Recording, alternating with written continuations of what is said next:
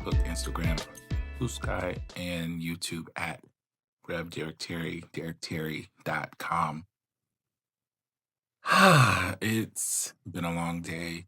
It's super late, but I wanted to get this video out because I'm enraged and I'm leaving for New York in a couple hours. So I was like, yeah, let me go ahead and record it now. And then when I get to the hotel, I can edit and get it up. Um, this week, the New York Times reported that the current administration, the Trump administration, is redirecting nearly $500 million into historically Black colleges and universities and tribal colleges. First glance, sounds like good news, right? HBCUs have been underfunded since their inception. And windfalls like this are long overdue. It's long overdue justice, but we got to read the fine print. This money comes at the expense of other programs that serve minority students, programs for Hispanic-serving institutions, programs in science and engineering, and magnet schools and gifted programs, and even PBS shows for children. The biggest cut, $350 million from programs that support minority students in science and engineering, schools with significant Hispanic enrollment, and federal grants at other minority serving institutions.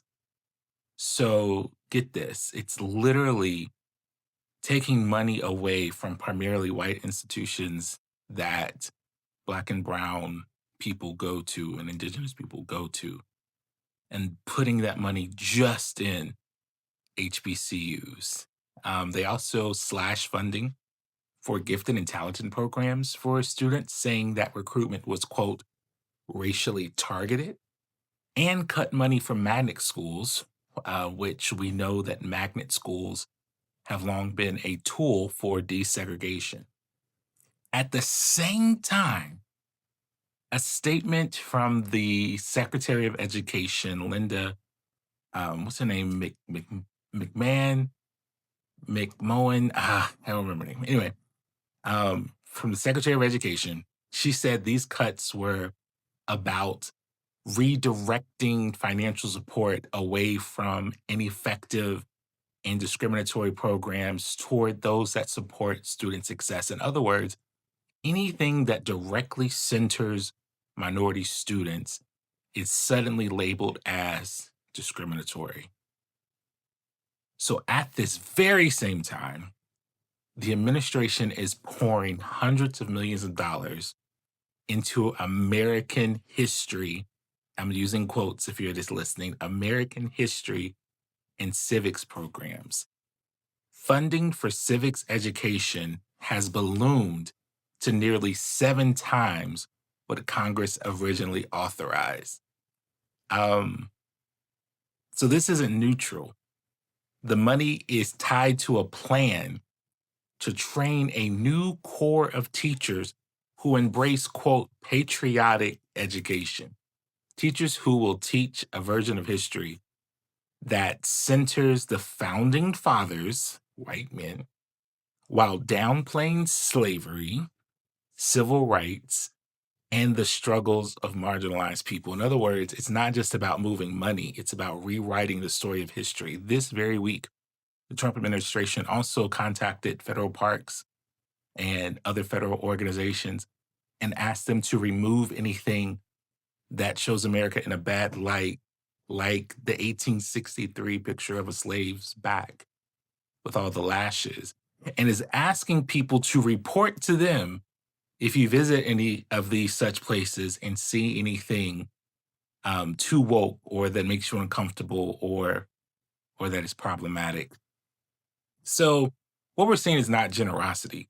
We're seeing divide and conquer by cutting hundreds of millions of from other places where Black and brown and indigenous students are thriving and funneling that money into historically Black colleges and universities, HBCUs. The administration pits us against each other. It creates a false choice of you can either invest in historically Black colleges and universities, or You can invest in other schools that serve our communities, but not both. This also seems to me like saying we really think black and brown students should go to these HBCUs and make universities white again. It's an old strategy dressed up as benevolence. It's part of Project 2025 playbook. Um, Restructure the social order, control the narrative, rewrite history, and it fractures solidarity among people of color. Here's another truth. Instead of lifting up all schools that serve students of color, they are using HBCUs as a political pawn. They want to say, look, we gave money to black colleges, so we can't possibly be racist. Meanwhile, they slash programs that reach millions of black, brown, indigenous, and immigrant students because only 7% of black students go to HBCUs. The vast majority, over 50%, attend PWIs or primarily white institutions. It's not about strengthening HBCUs. It's about weakening the whole system of minority serving institutions and dividing us so we fight over the scraps instead of demanding real equity for everyone.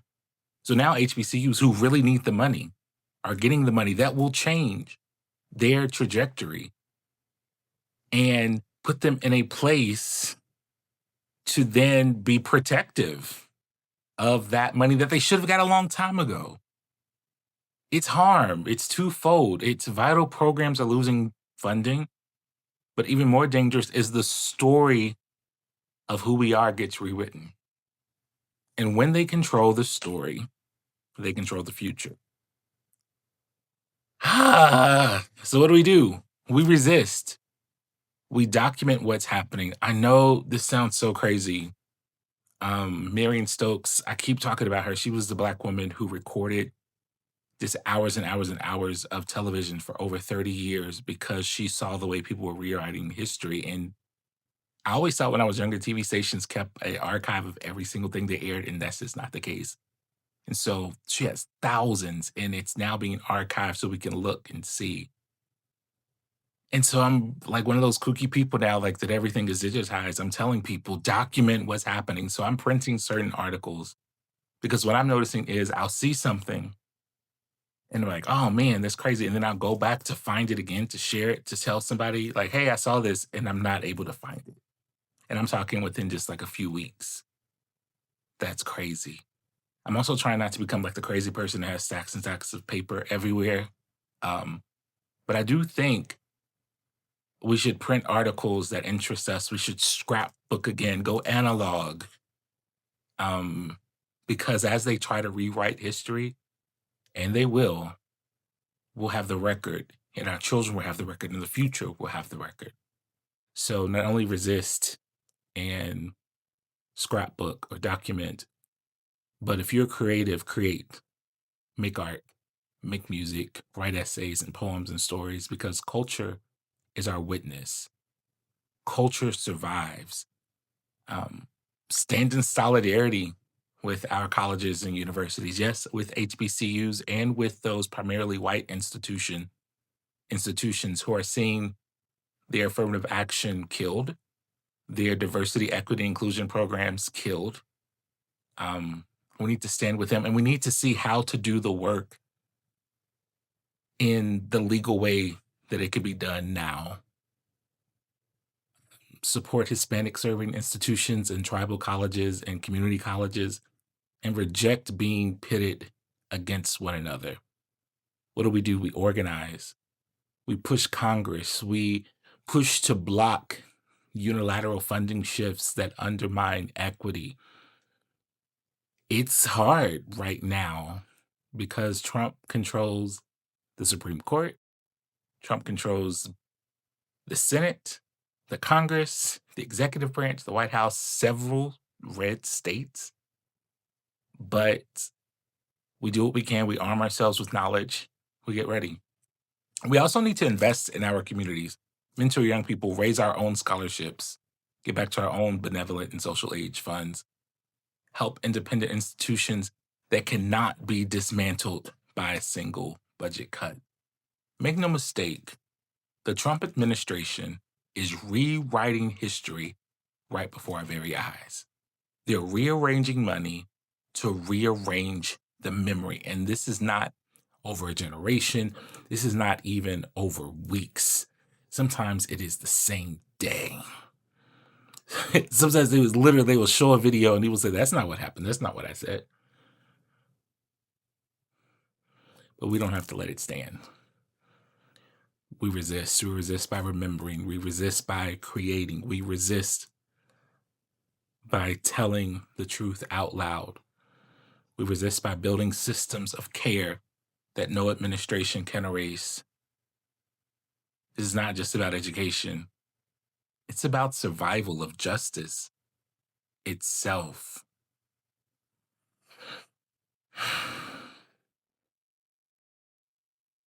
So yeah, I'm pissed. But I'm using the piss to fuel the resistance. So thank you to my patrons who get to see this first. And your support helps me to buy the books and to gain the knowledge and to have some of the context that I need in order to make content and art and have these conversations. I have a couple of big talks coming up that I'm excited about.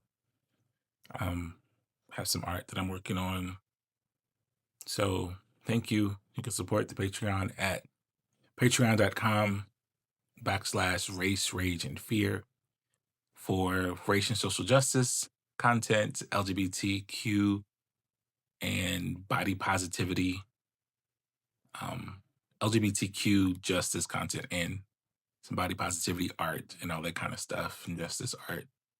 And just a glimpse of who I am and how I thrive and how I resist and how I learn and how I survive and how I deal hope. RevDerek.com, DerekTerry.com, same thing. Facebook, Instagram, Blue Sky, and YouTube at Rev Derek Terry. Take care of yourselves. Peace.